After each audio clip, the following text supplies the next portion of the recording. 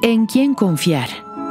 Estos confían en carros y aquellos en caballos, mas nosotros del nombre del Señor nuestro Dios tendremos memoria.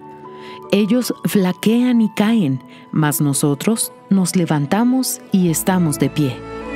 Salmos capítulo 20, versículos 7 y 8. Por la confianza que tenemos en Dios, nos mantenemos de pie, mientras que los que confían en sus propias condiciones se arrodillan delante de los problemas y caen. Nosotros somos sustentados por el resultado de nuestra actitud de fe. Claro que estos caen. Los que confían en las condiciones humanas están sujetos a las condiciones humanas. Su fe es la que va a determinar lo que se realizará en su vida.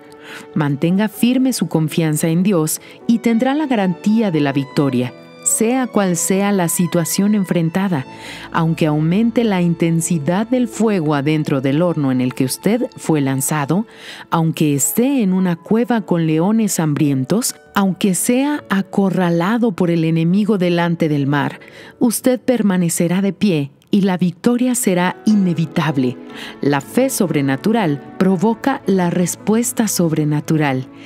Pero si decide andar por lo que ve, confiando en sus condiciones, poniendo su fe solo en su fuerza, es de ella que usted dependerá.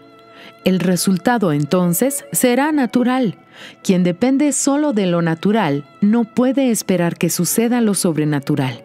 La fe es locura, es confiar en lo que no se ve, es creer en lo que aún no vino a la existencia, es la fuerza capaz de mantenernos de pie. Mantenga firme su confianza en Dios. La fe sobrenatural provoca la respuesta sobrenatural. Fragmento del libro El pan nuestro para 365 días del obispo Edir Macedo.